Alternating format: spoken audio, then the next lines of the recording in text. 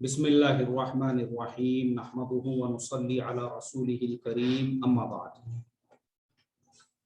हमारे तमाम ही मुअज़्ज़ज़ स्टूडेंट्स, जिसमें मेल्स भी है, फीमेल्स भी है, जिसमें शादीशुदा भी है, अनमैरिड भी है, और जिसमें कुछ ऐसे बुजुर्ग भी है जो खुद जो है माशाअल्लाह एक बहुओं की और दामादों की पूरी एक उनकी अपनी फैमिली है।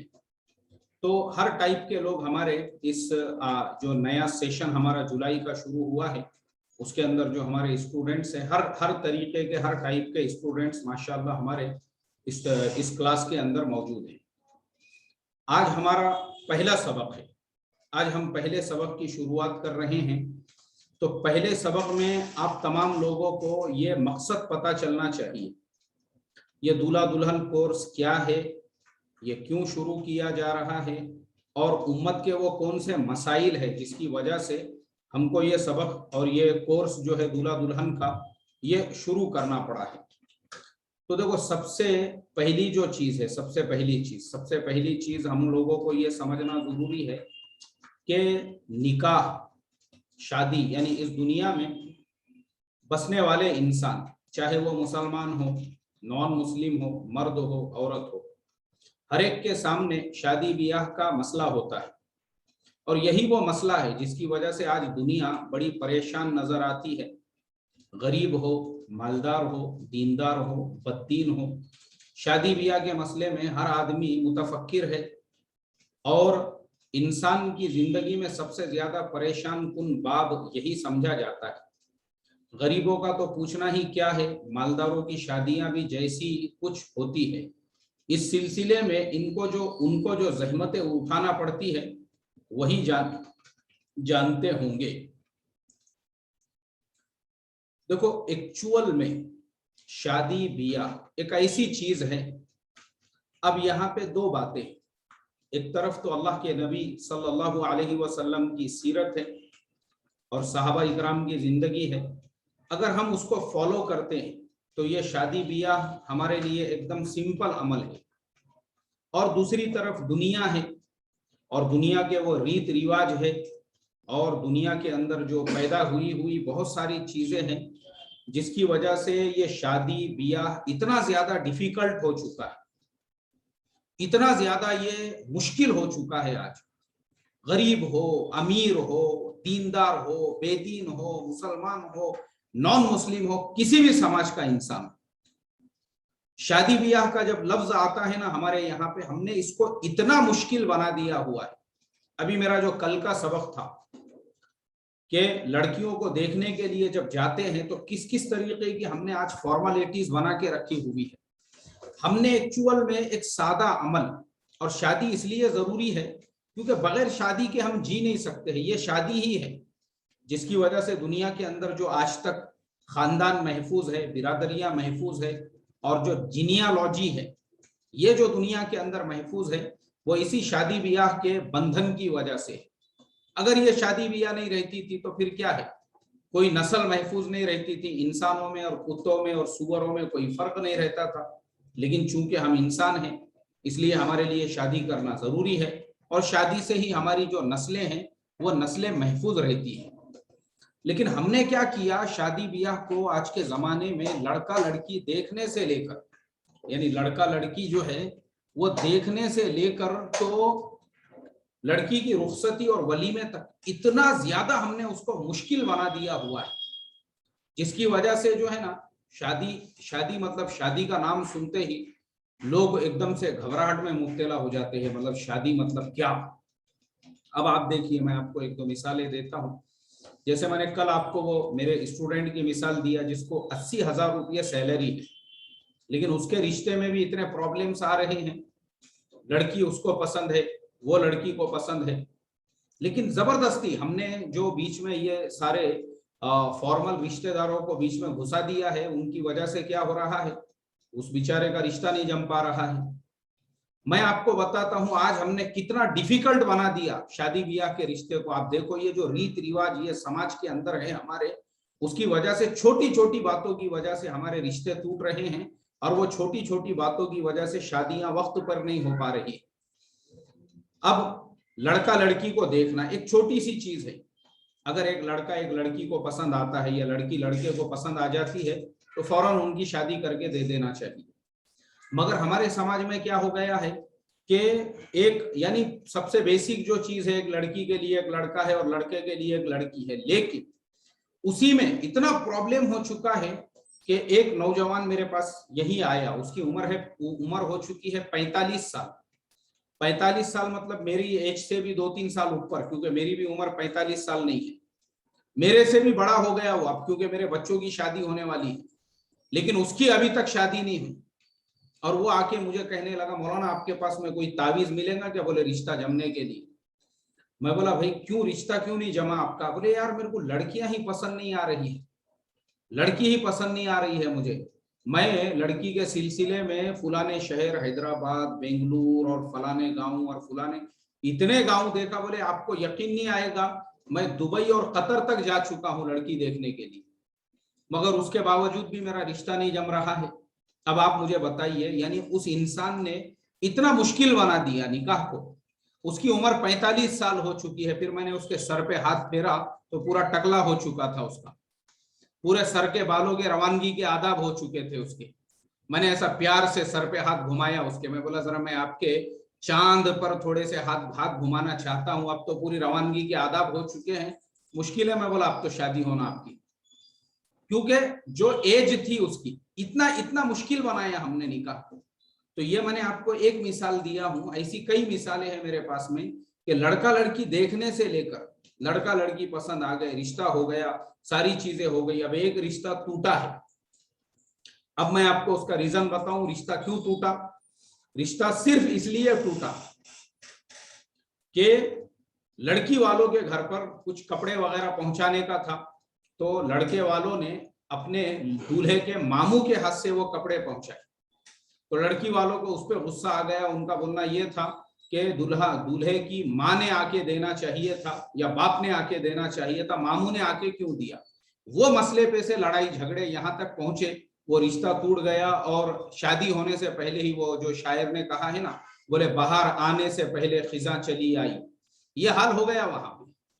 तो ये हमने जो है ना इतना मुश्किल बना दिया ये शादी ब्याह को। तो आज के ये शादी ब्याह को जो हमने मुश्किल बना के, डिफिकल्ट बना के, इतना ज्यादा उसको जो है ना दर्द सर जो बना दिया हुआ है। तो हमारा ये जो दूल्हा दुल्हन कोर्स है, ये इसीलिए ताकि हम उस निकाह को, उस शादी को आपके लिए एकदम सिंपल और एकदम आसान करके बता सके कि भाई एकदम सिंपल तरीके से आप कैसे निकाह कर सकते हो, बगैर खर्चे के, बगैर आप किसी की परवाह किए के, बगैर अपना पैसा बर्बाद किए के। तो हम ये दूल्हा दुल्हन कोर्स का मकसद यही है कि आपका निकाह सादा होना चाहिए, आपका निकाह सिंपल होना चाहिए, और आप जो है कम से कम खर्चे में अपना जो है निकाह का रिश्ता किस तरीके से, और आपको जो जीवन साथी ढूंढना है अपने लिए, चाहे लड़का हो या लड़की हो, उसमें क्या क्वालिटीज होना चाहिए, यानी जो क्वालिटीज होती है ना, क्वालिटी वो क्या होना चाहिए, हम आपको ये पूरे सबक के अंदर बताएंगे, ताकि आपको पता चल सके कि भाई आप अपने लिए एक जीवन साथी, आप अपने लिए एक हम सफर ढूंढ रहे हो, तो उसमें क्या क्वालिटीज होना चाहिए। ये नहीं है कि जैसे हमारे जमाने के लड़के, उनको वो लड़की का कोई कैरेक्टर पता नहीं है, उसके बारे में कुछ मालूम नहीं है, बस अपना एसटी महामंडल की बस में उसके साथ में सफर कर रहे थे, नजरों से नजरें मिल गई, हो गए आशिक उसके ऊपर, उतना ही देख के बस अब अपना ठान लिया और अब्बा जान के पैरों में पड़ गए कि अब्बा शादी करने का है तो बस उसी के साथ में। अरे तूने देखा क्या, उसका खानदान देखा, उसका पानदान देखा, उसकी फितरत देखा, तो तेरे जैसे कितने उसने पाल के रखे भी होंगी। तू एसटी में मिला, एक आधा लोकल में मिला होगा, वहां एक आशिक होगा, जो रिक्शे वाला है वो एक आधा आशिक होगा, बस स्टैंड पे 4-5 होंगे, कॉलेज की क्लास में 6-7 होंगे, कुछ मालूम नहीं है उसको, लेकिन ये दीवाना हो गया, उसका आशिक हो गया, बस में उसके ऊपर एक नजर पड़ गई, उतना ही देख के। ये क्वालिटीज आज हमारे नौजवान जो है ना, कुछ देखने को तैयार नहीं है, अंधे हो जाते हैं इतनी ही चीज के अंदर, वो ठान लेते हैं बस शादी करना है तो बोले उसी के साथ में। और ऐसे ही बहुत सारी लड़कियां भी, उनको कुछ नहीं मालूम है लड़के के अंदर क्या क्वालिटी है, लड़के का एजुकेशन लेवल क्या है, लड़का कैसा है, उसके माँ बाप कैसे है, उसकी फितरत कैसी है, वो शराबी है, वो जुआरी है, वो कैसा लड़का है, कुछ मालूम नहीं है। खाली उसको एक नजर देख लिए, उसने अपने मामू के बेटे का जैकेट डाल के आ गया, फूफू के बेटे का पैंट पहन के आ गया, और चीचा के बेटे का शूज पहन के आ गया, और खाला के बेटे का जो है गॉगल लगा के आ गया हीरो बन के, और आने के बाद में जो है महल्ले के अंदर और एक आधे दोस्त की बाइक लेके आ गया लड़की के महल्ले में, ऐसे दो चार कट मार डाला उसके सामने, बस उतना देख के ही वो लड़की आशिक हो गई उसके ऊपर। बस बोले मेरे को शादी करने का तो है, शादी अगर करने का है तो बस अब यही जो फायर एंड फ्यूरियस का जो हीरो है ना, बोले ये टकलुद्दीन, वो जो टकला है उसके अंदर वो टकला, बस बोले ये टकले को मैंने देख ली, इस पे आशिक हो गई मैं। XXX में का जो टकला है वो, बस वो वैन डीजल, शादी करना है तो ये वैन डीजल के साथ में, बोले नहीं तो बस नहीं करने का है, बस उसी के चांद को जो है सहलाते रहने का है बस। ये हमारे आज के जमाने के लड़कियों की जो है ना ये क्वालिटीज है, उनको आज लड़कों के अंदर ये चाहिए। या लोकल ट्रेन में सफर कर रहे हैं, लोकल ट्रेन में, और लोकल ट्रेन में सफर करते करते जो है वो लड़का जो है, लड़का उसने वो जो लोकल ट्रेन में जो लोहे का खंबा होता है उसको एक हाथ में पकड़ लिया, और पकड़ने के बाद वो एक पैर स्प्रिंग के ऊपर रख दिया उसके, और ऐसे झुक के जो है वो नीचे से जो है पत्थर उठा रहा उसके नीचे से, ट्रेन के नीचे से। वाह क्या कारनामा अंजाम दिया। शादी करने का है तो यही इससे ही करने का है, बोले यही स्पाइडरमैन की औलाद से, नहीं तो नहीं करने का है बोले मुझे। अरे उसका एजुकेशन लेवल देखो, उसका खानदान देखो, उसका पानदान देखो, कुछ देखे नहीं। और मैं आपको बता दूं, मेरे पास यहाँ ऑफिस में तलाक के लिए जो है एक मसला आया मियाँ बीवी के दरमियान, ऐसे ही करोड़पति घराने की एक लड़की, ऐसे ही एक बागड़ बिल्ले की जो उचक बिल्ले की जो हरकतें थी वो देख के उसके ऊपर आशिक हो गए। अरे क्या बाइक भगाता है बोले, ऐसा कट मार देता है ना बोले। वो सारी चीजें देख के उसके माँ बाप ने समझाई भी, अरे ये जो है ना अपने को कोई उचक बिल्ली का खेल नहीं करने का है, अपने को इसको कुछ सर्कस में करतब दिखाने को नहीं, अपने को अच्छा एजुकेटेड मैच्योर्ड उसके साथ पूरी जिंदगी गुजारना है तुझे। बोले नहीं नहीं मुझे करना है तो उसी के साथ में करने का है। कुछ नहीं मालूम, उसका खानदान नहीं मालूम, पानदान नहीं मालूम, उसकी बिरादरी नहीं मालूम, उसकी रिश्तेदारी नहीं मालूम, कुछ नहीं मालूम उसके बारे में, बस अंधे बहरे हो गए उसकी मोहब्बत में। और जब उसकी मोहब्बत में अंधे बहरे हो गए, फिर उसके बाद में क्या हो गया, हो गई शादी उसके साथ।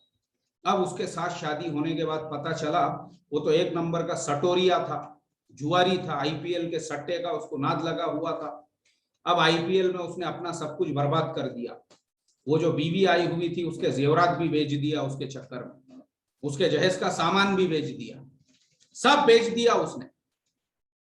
लड़की के माँ बाप को जब पता चला तो वो फौरन आए, उन्होंने अपनी बेटी को अपने घर पे लेके चले गए। उन्होंने बोले भाई ये आईपीएल का जुआरी है, हमारी बेटी को भी बेच देगा ये एक आधे मैच के ऊपर, उसको भी लगा देगा बोले। जब उनको पता चला कि मैच पे ये आदमी कुछ भी लगा देता, कभी अपनी बाइक लगा दिया मैच के ऊपर, और बाप के दो चार भैंसा थे वो भैंसा भी एक मैच के ऊपर लगाया, उसमें वो भी हार गया। बोले कहीं बेटी को ही एक मैच के ऊपर ना लगा दे, इसलिए उन्होंने उस बेटी को अपने घर पे लेके गए। वो बेचारी की जब आंखें खुली कि मैंने तो खाली इसके करतब देखकर इसको पसंद करी थी, लेकिन ये तो एक नंबर का जुआरी है बोलकर। तो इसके लिए ये जो दूल्हा दुल्हन कोर्स है, इसमें हम आपको सिखाएंगे इंशाअल्लाह कि आपका जो लाइफ पार्टनर है उसमें क्या क्वालिटीज होना चाहिए, उसमें क्या खुसूसियात होना चाहिए। ये नहीं है कि उसकी करतब देखकर आप उसके ऊपर आशिक हो गए और आपने बोले कि नहीं शादी करने का तो उसी के साथ, तो ऐसा नहीं है। और दूसरी चीज, शादी हो गई आपकी, अब शादी के बाद की जो आपकी लाइफ है, जो आपकी जिंदगी है, वो पीसफुल होना चाहिए, उसमें प्यार होना चाहिए, उसमें मोहब्बत होना चाहिए, उसमें मियाँ बीवी में ऐसा जोड़ होना चाहिए, आपस के ताल्लुकात होना चाहिए उसके अंदर जो है ना दोनों का सेक्रीफाइस होना चाहिए एक दूसरे के लिए। तो वो कब होगा, जब आप हमारा कोर्स कंप्लीट करोगे, उसके बाद आपको पता चलेगा कि किसका किसके ऊपर क्या हक है, तब आपको पता चलेगा। जब आपको हक ही पता नहीं चलेगा तो फिर आप मारामारी चलेंगी, फिर जरा जरा सी बात पे से झगड़े होंगे, आपस में झगड़े होंगे, आपस में लड़ाइयां होंगी, और मियाँ बीवी की जो लाइफ है और जो जिंदगी है वो जहन्नुम बन के रह जाएगी। क्यों? क्योंकि किसी को किसी के हक पता नहीं है, ना बहू को सास के हक पता है, ना सास को बहू के हक पता है, ना शोहर को बीवी का हक पता है, ना बीवी को शोहर का हक पता है। जब किसी को किसी का हक पता नहीं है तो इसलिए फिर ऐसे इस तरह से लड़ाइयां हो रही है।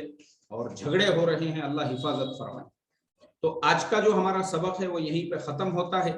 अब अगर आप लोगों में से किसी का कोई सवाल है तो व्हाट्सएप के ऊपर आप मुझे मैसेज करेंगे और मैं आपको यहाँ से उसका जवाब दूंगा इंशाअल्लाह, ठीक है। चलिए, तो हम आपके सवाल का वेट कर रहे हैं। और दूसरा ऐलान ये है, देखो हमारे स्टूडेंट्स में मैंने आप लोगों को मैसेज किया था कि आपने एडमिशन के टाइम पर जो नाम हमको दिए थे वही नाम इसमें होना चाहिए। इसमें दूसरा नाम अगर रहेगा तो कल से हम सीधा सीधा उसको रवानगी के आदाब दे देंगे, मतलब उसको क्लास में एंट्री नहीं देंगे। जैसे ये Redmi 9 मुझे एक नजर आ रहा है और इसी तरह से ये JMPC नजर आ रहा है। तो ये कौन है हमारे स्टूडेंट्स, ये पहले तो मुझे मैसेज करे व्हाट्सएप के ऊपर और बताए कि आपका नाम क्या है और आपने क्या नाम से एडमिशन लिया था। और दूसरे ये अरसला भी एक नाम मुझे नजर आ रहा है, तो ये भी कौन है हमारे स्टूडेंट, तो वो भी मुझे जो है मैसेज करके बताए। क्योंकि मैंने पहले ही मैसेज किया था कि जिसने जिस नाम से एडमिशन लिया है मुझे जूम की आईडी पे वही नाम होना चाहिए। आपने जो आईडी, एक एडमिशन पे एक आईडी मिलेगी और जो आईडी आपको मिल गई उस आईडी के ऊपर आप चाहे तो अपने पूरे घर के लोगों को सुनाओ, हमारी तरफ से मना नहीं है। पूरे गांव के लोगों को सुनाओ, वो मना नहीं है, लेकिन वो एक ही आईडी मिलेंगी, आप वो आईडी किसी और को फॉरवर्ड नहीं कर सकते। इस चीज का आपको ख्याल रखना है।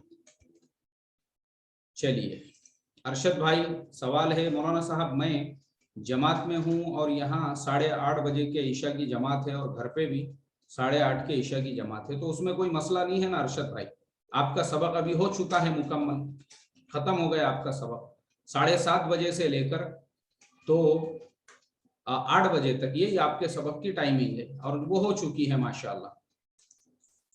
चलिए, वालेकुम अस्सलाम व रहमतुल्लाह।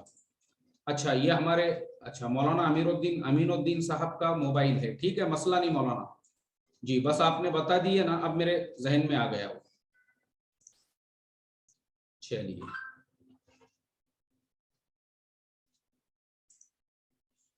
अस्सलाम वालेकुम व रहमतुल्लाह। Sir, request you to please start our DD session at 7:40 PM because मगरिब की नमाज खत्म होके 7:40 होता है जी।